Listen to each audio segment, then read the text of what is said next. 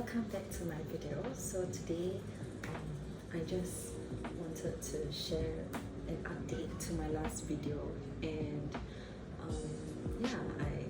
a lot of it has happened. I think the last I posted a video was probably a month ago, and I was supposed to come back and share about new updates about what's gonna happen and stuff like that, but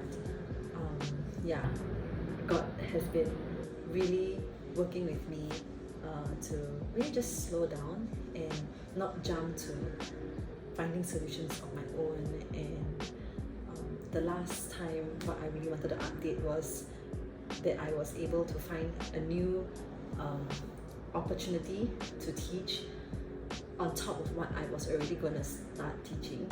And I think immediately, the moment I decided to, continue adding more teaching to my schedule, very quickly, actually, both schools kind of clashed with each other. The schedules kind of clashed, and it was so difficult for me to accommodate another school, when another school was just starting up, and, they were getting in more enrollments.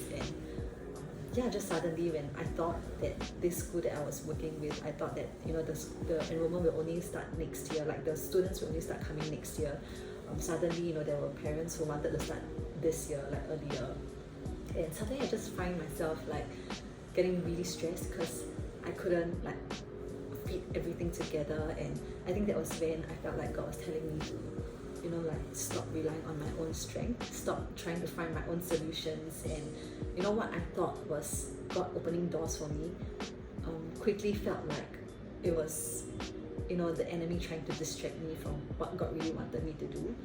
And recently I just heard about testimonies of how when people were like on the verge of leaving jobs, and the moment they start praying, and then doors started opening.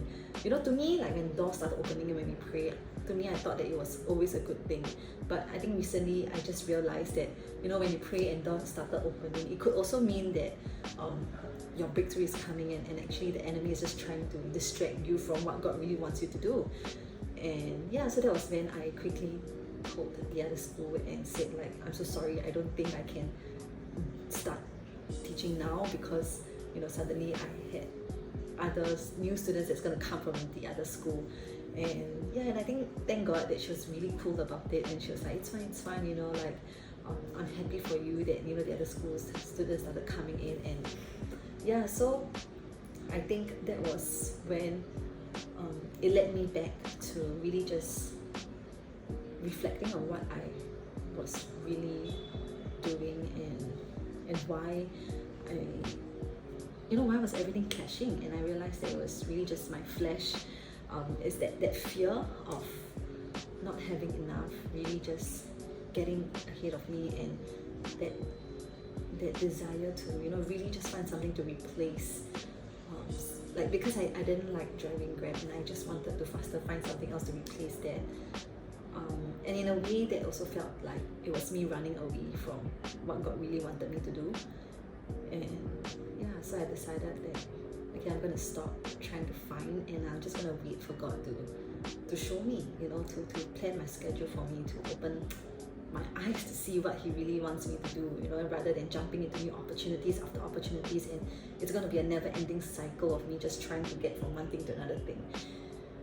And I think that was when I started to stop driving Grab, because I didn't want to drive because I felt like I needed to drive just to pay off the rental.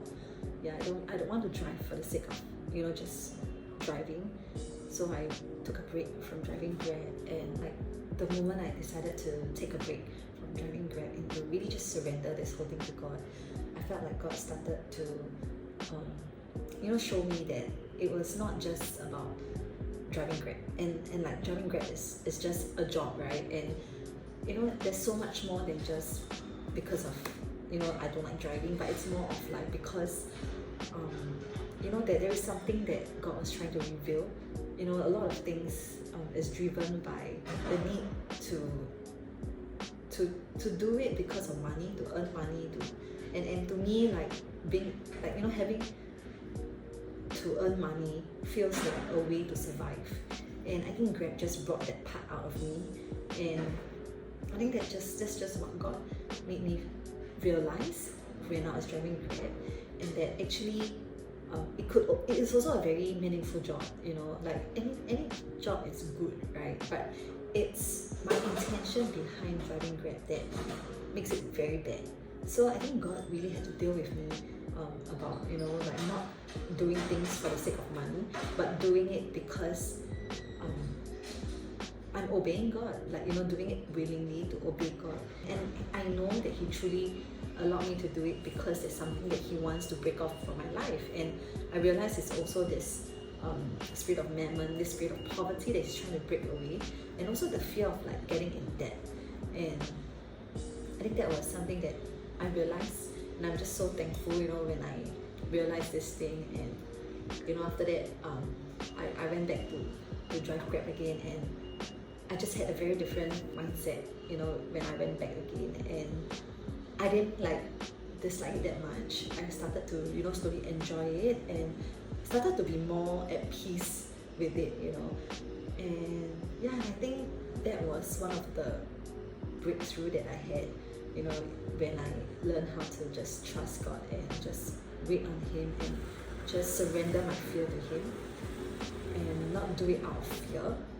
Yeah, and yeah, so shortly after we had our church conference in KL, and that was also a really big breakthrough where God really just broke that spirit of fear of death away from my life, the spirit of poverty, you know, God just broke it from my life. And yeah, and I think it was amazing because I went into the conference with like I think a few days before I just decided to just empty out my savings, you know, just to pay off, you know, whatever that I need to pay off, my mortgage, you know, whatever that needs to be paid off, I made sure I paid it off before I went for the conference. And so I was really going into the conference with nothing, all in, and I actually did save up like money to put aside for the trip, and the amount that I saved up was just enough for one person, you know, because me and my husband is going for the conference together, but we only have enough for one person. And I didn't know how we're gonna like survive through, but I just told God that, you know, God, this is all I have. And yeah, I don't know how it's gonna work. And honestly, I went to the conference on the first day with a lot of anxiety, a lot of fear of like, you know, when I come back, how am I gonna like continue to survive, because I have no money in my bank, you know. And another thing is also like I have 5 days of like rental that I need to pay, and how do I pay off the rental when I come back, you know. And you know, will my car be towed away, be claimed, or you know, what will happen? And I think I was just filled with so much anxiety. But when I went for the conference, right, I think on the second day, yeah, God just made me realize that the reason why I was so afraid is because I was so afraid to be in debt. Like I was more afraid to be in debt, and that has caused a lot of anxiety in me. And that also shows that I haven't really surrendered that part to God. And you know, that was when I also decided that, okay, I'm done, you know, from running away from this, and I'm just gonna surrender this fear to God. And I think from then on, you know, I just had a lot more peace, a lot more joy. And I think the most interesting thing is like on the first day of conference, when I had so much anxiety, I felt like God was telling me that, you know, I've been praying that God will multiply my 2 fishes and 5 loaves. And I felt like He was telling me that, you know, this is now, I'm going to show it to you. This is the time I'm going to show it to you, that I'm going to multiply the little that you have. And yeah, you've been praying for it, and now I'm going to show it to you. And yeah, so interestingly, after the whole conference ended, I came back. We still had leftover from the money that I set aside for the trip. And on top of that, I came back. My car was still at home. It was not claimed. I didn't have letters of me asking to pay back the rental and stuff like that. And I was still able to drive Grab at a certain hour. And I just realized that everything that I was worrying about actually didn't mean anything. And I don't know, I just came back and I just was filled with a lot of clarity. I felt with a lot of joy, and you know, just had no fear that, you know, that I will not have enough, because God just kept providing. You know, ever since I came back, there were always like money just started coming in, and jobs also started coming in, and yeah, I just felt like, you know, God truly never forsake me, and that He has always been wanting to provide for me. But it's just that I didn't have the faith to believe and to surrender it into His hands. And the whole conference, they were always, the main theme was always on faith. And faith, the most important thing is that faith is something that, you know, you have to take that step first before anything gets done, before receiving it, before seeing it, you need to believe first.